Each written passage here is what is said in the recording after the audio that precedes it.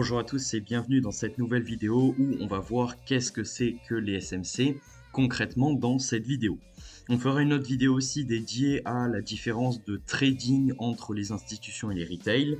Et dans cette vidéo, on va vraiment vous présenter qu'est-ce que les SMC, comprendre un petit peu ce principe en différenciant les principaux acteurs d'un marché financier.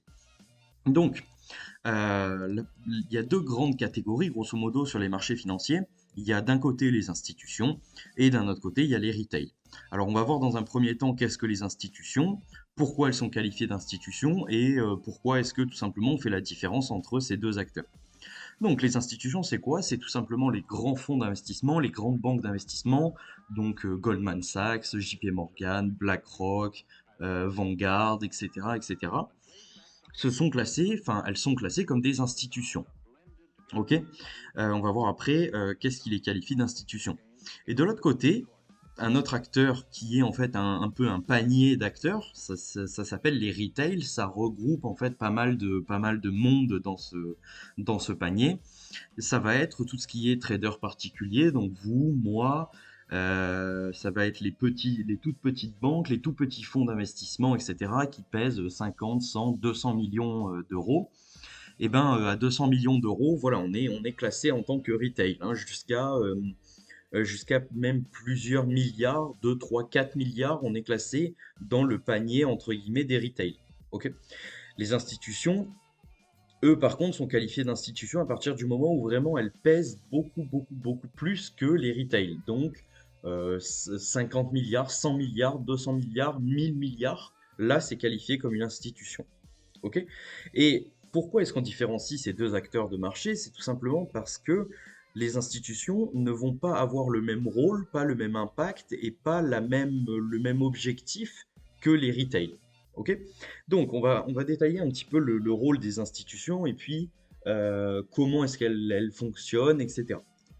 Alors, les institutions, vous avez compris que en fait, c'est tout simplement des acteurs sur le marché qui ont un portefeuille qui est juste gigantesque. Ok, c'est voilà, BlackRock, je sais plus exactement, mais je crois qu'en actifs sous gestion, pardon, ils doivent avoir 5 000 milliards ou 8 000 milliards, un truc comme ça. Alors, je sais pas exactement, peut-être que ça a augmenté depuis, mais voilà, enfin, c'est stratosphérique. Et c'est une institution parce qu'elle a la capacité de faire bouger le marché, ce qu'on appelle bouger le marché. Alors, on va aller voir directement ce que c'est faire bouger le marché.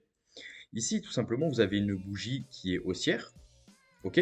Et donc, cette bougie, pour qu'elle soit haussière, ça veut dire qu'il y a énormément, énormément, énormément de positions acheteuses qui sont libérées, enfin, qui sont mises sur le marché, qui sont injectées, ça s'appelle injectées sur le marché.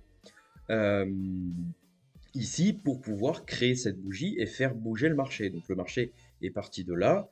Donc là je suis en M10, donc durant ces 10 minutes, il est monté jusque là et il a clôturé ici en 10 minutes. Donc pour pouvoir créer ce mouvement, il faut énormément d'argent injecté sur le marché à la hausse pour pouvoir faire bouger, pour pouvoir créer cette bougie. Ok, donc maintenant qu'on a vu ça, on sait que par déduction, il y a une théorie qui ne marche pas, c'est la théorie de l'offre et la demande. Ok, et on va en venir juste après, avoir présenté un petit peu les retails, et on va voir pourquoi cette théorie d'offre et de demande ne peut pas fonctionner et ce n'est pas plausible. Donc les institutions, grosso modo, voilà, c'est des sociétés qui ont énormément d'argent, qui ont énormément de capitaux à injecter sur les marchés, à investir sur les marchés, donc qui ont un impact très très grand. Et de l'autre côté, on a donc les retail, je vous ai présenté ce que c'est les retail, qui eux ont des tout petits capitaux. Ok, même 200 millions d'euros, tu es une particule sur un marché, tu n'es inexistant. Ok, donc je te parle même pas d'un acteur qui a, on va dire, un trader particulier qui a peut-être 500 000 euros de capital. Ok, le mec, c'est une particule. Il n'existe pas, il est perdu au fin fond du système solaire. Il n'a aucun impact sur un marché financier. Et en fait, ces gens-là, donc c'est pas une critique, hein, c'est une constatation et puis c'est la réalité, pensent que un marché financier, ça fonctionne avec l'offre et la demande. Ok, donc si en gros il y a autant de gens qui vendent que de gens qui achètent, ou alors plus de gens qui vendent que de gens qui achètent, eh ben le marché va baisser. Alors pourquoi cette théorie, maintenant qu'on a vu un petit peu la différence entre ces deux acteurs, ne peut pas fonctionner? C'est tout simplement parce que ça voudrait dire que tous les acteurs de ce marché sont égaux. Ok, ça veut dire que cette théorie peut fonctionner avec la loi de l'offre et la demande si tout le monde a le même portefeuille. Donc en gros, si tout le monde a 100 000 euros de capital, effectivement, s'il y a 15 personnes qui vendent et 10 personnes qui achètent avec le même portefeuille, et bien effectivement, le marché va baisser. Ok, parce qu'il y a plus de gens qui vendent de personnes qui achètent. Par contre, cette théorie ne marche pas parce qu'on n'a pas effectivement les mêmes capitaux, que ce soit même entre retail, donc peut-être que moi j'ai pas le même capital que vous, peut-être que j'ai pas non plus le capital du Crédit Agricole, enfin ça c'est pas peut-être, c'est sûr même, mais voilà.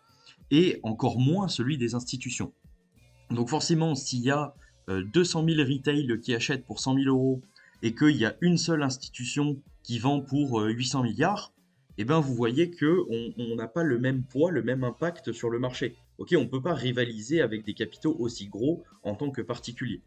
Et c'est pas une critique, mais il y a une différence qui est complètement enfin une différence qui est diamétralement, c'est diamétralement opposé, ce que je voulais dire, le trading des institutions et le trading des retail. Ok, ils ne fonctionnent pas du tout de la même manière, ils ne pensent pas de la même manière, ils n'ont pas les mêmes objectifs. Enfin bref, il y a vraiment énormément de différences et on fera ça, on traitera ça dans une vidéo en particulier parce que voilà, c'est un sujet assez complexe, il y a plein de trucs à savoir et je préfère pas faire un mix de deux vidéos pour bien que vous assimiliez certains concepts. Voilà, donc pour résumer, grosso modo, ce qu'il faut retenir de cette vidéo, c'est qu'il y a deux acteurs, il y a les institutions, les retail. Les retail, en gros, ont des tout petits fonds, donc n'ont aucun impact sur les marchés. Les institutions, eux, ont un très très gros impact sur les marchés. Donc la loi de l'offre et la demande ne peut pas fonctionner. Et les institutions, c'est eux qui créent de bout en bout le marché, donc c'est eux qui font bouger le marché. Et en gros, les smart money, c'est quoi? Donc les smart money concept, et ben c'est tout simplement de passer en fait, c'est d'être un retail. Donc moi, je suis un retail parce que j'ai des tout petits fonds par rapport aux institutions. C'est de passer de cette case de retail, mais un retail qui comprend comment fonctionnent les institutions et comment les institutions tradent. Parce que vous allez voir dans la prochaine vidéo, comme je vous ai déjà dit, que c'est diamétralement opposé. Et c'est les smart money, c'est la compréhension de ce phénomène d'institution, enfin ce phénomène, cette différence de trading. Voilà, donc pour faire très simple, vous avez un petit peu un résumé de qu'est-ce que les SMC, voilà, la compréhension des institutions, et ça ne changera pas notre statut de retail, ok? Donc je resterai un retail sûrement toute ma vie, parce que j'aurai jamais 8000 milliards sur le compte en banque, enfin je me l'auto-souhaite, mais ça m'étonnerait. Mais voilà, c'est tout simplement un retail qui comprend comment fonctionnent les institutions.